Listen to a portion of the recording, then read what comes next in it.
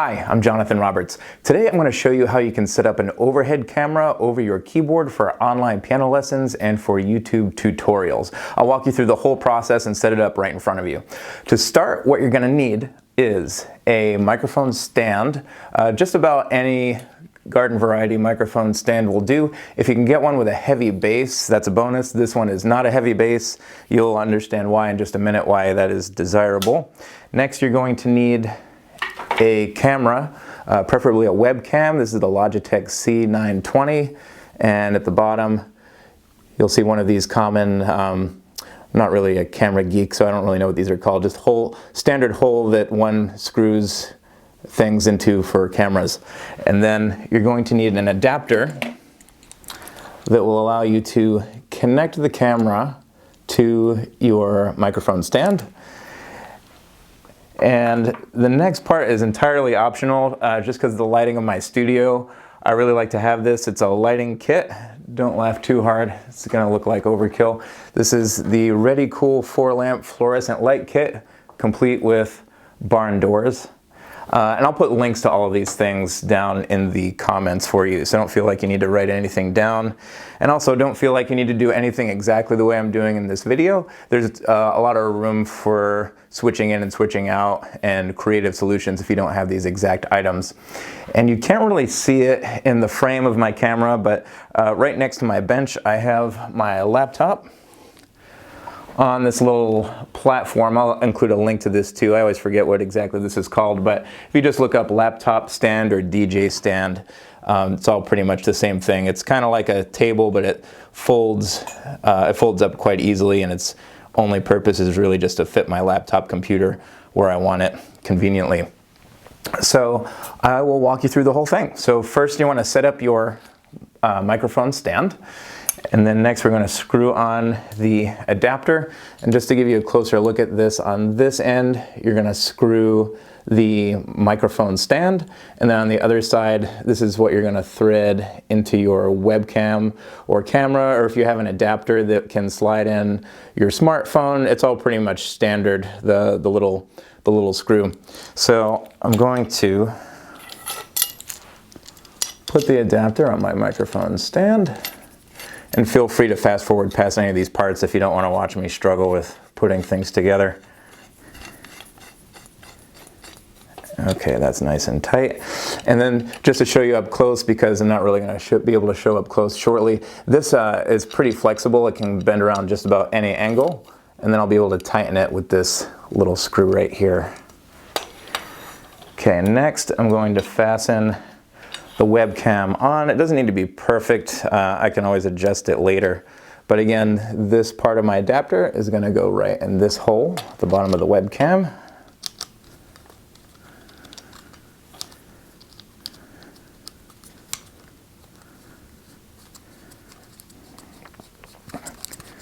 Okay, that seems pretty secure. Now here comes the challenging part, is the placing of the webcam. And I'm going to do a screen recording of my laptop here. So before I even start, I'm going to plug my webcam into my computer, and I'm going to need to start up some kind of application that will give me a view through the webcam so I can see how I'm placing it. So I'm just going to put this in, and I'm actually going to open up ScreenFlow, which if you've seen any of my other videos, you know that's my video editor of choice for these kinds of things. And if I just go to new recording, I can tell it that I want to look through the video of my webcam.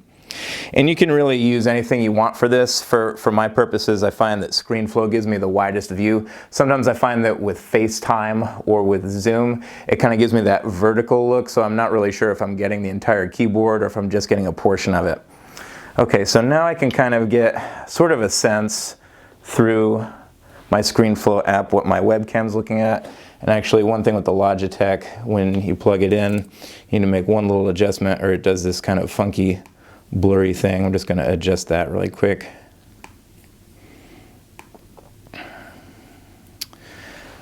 Okay, so you're going to want to lift your mic stand as high as you possibly can. And you don't necessarily have to put it behind the bench. You can do it from the side. any way that you can get it high and over the keyboard. So right now I have it extended pretty much as high as it can go upwards. Now, whoops, a screw came out.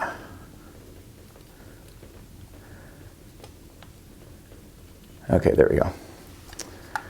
All right, now I'm going to extend this outward about as far as it can go.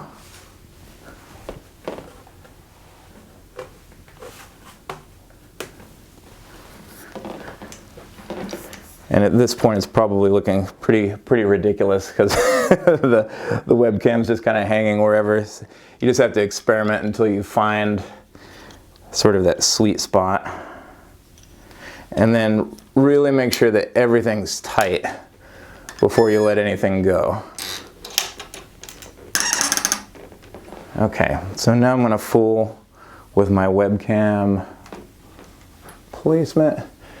And another thing that you may want to do is get, figure out what to do with the cable. Sometimes a little piece of Velcro is helpful just to secure it so it's not really sort of hanging in your face. All right, so now I'm positioning it over the keyboard, and this takes some experimentation to find sort of the sweet spot.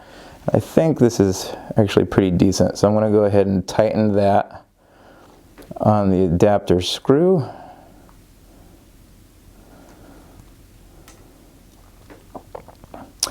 And I would normally not leave this wire hanging here, but just for the sake of this little tutorial, I'm just going to leave it.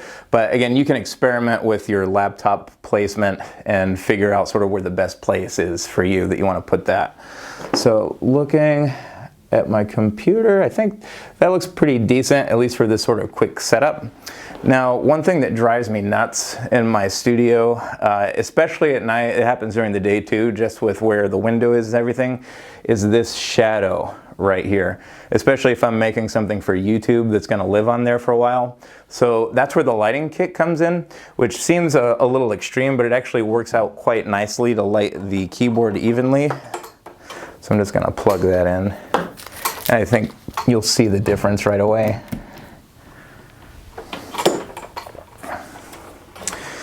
And this also comes with a stand that goes up to 8 feet high. I'll include that in the description as well. And this neck also bends around, so I can be pretty flexible with how I place it. But I usually, if I can manage it, like to put it as close behind the webcam stand as I can. I'm going to tighten this really well. Another thing about this particular stand that the nice people at B&H Photo recommended is it uses some air pressure, so there's no danger of accidentally pinching your fingers on it, which is a major bonus.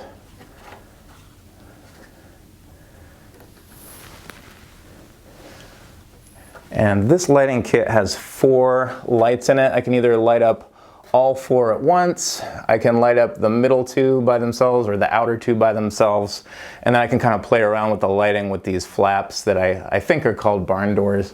So I'm going to go ahead and turn all 4 of them on.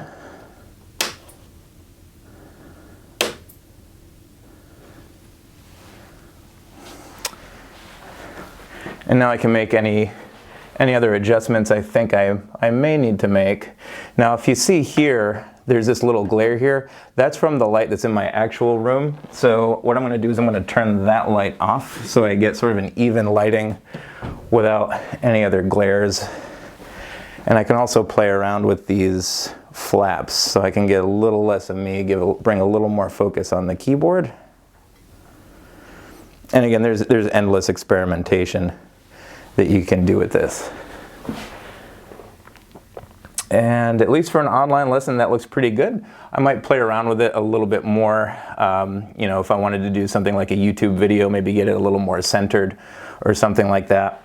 But in essence, this is all you need to do to have a decent keyboard camera view for your home studio. I'm going to turn my light back on now.